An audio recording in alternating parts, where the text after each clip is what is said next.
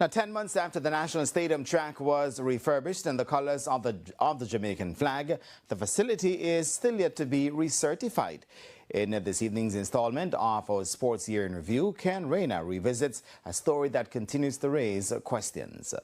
The famous line from Shakespeare's The Merchant of Venice, "All that glitters is not gold," appears to fit perfectly with the ongoing saga of the National Stadium track. Adorned in the black, green and gold of Jamaica's flag, the facility was refurbished at a cost of US $800,000 under a partnership between the government and Grand Slam Track. The government paid less than half of that cost, US $350,000.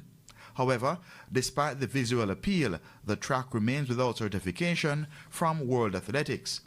The upgrade was undertaken ahead of the Grand Slam Track League's debut in Jamaica in early April 2025. I didn't say it would be certified for 5 years. I said it would be warranted for 5 years. In other words, the surfacing should be able to maintain its strength, its speed, its color, and provide all the racers with a tremendous bounce.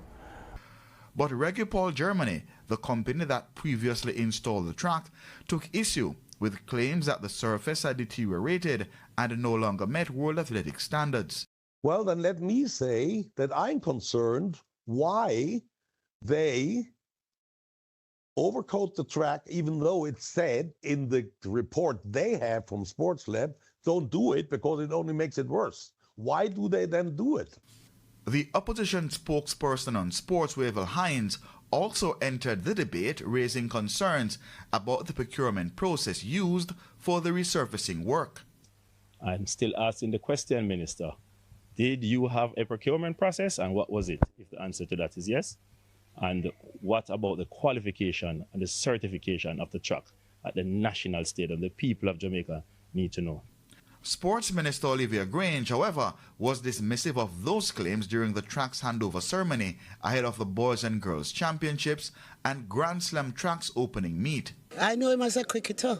I don't know him knowing anything about track. But the procurement process was followed to the T. My permanent secretaries are very efficient. The track was subsequently used to host Champs, Grand Slam Track, the National Trials, and the Racers Grand Prix.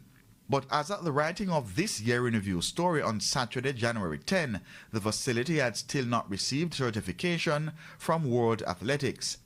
Sports Minister Grange was once again questioned about the status of the track certification on January 7 during a press conference at the J3A's headquarters, an event also attended by World Athletics President Lord Sebastian Coe.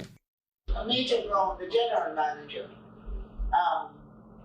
would be better able to answer that question because that gets down now to the actual execution of things. But Mr. Penny was indicating that they are awaiting this. For now, the verdict remains out on whether the refurbished track will receive World Athletics approval, even as the government eyes expansion work at the National Stadium scheduled to start in June 2027. Keon Rayner reporting for TVJ Sports.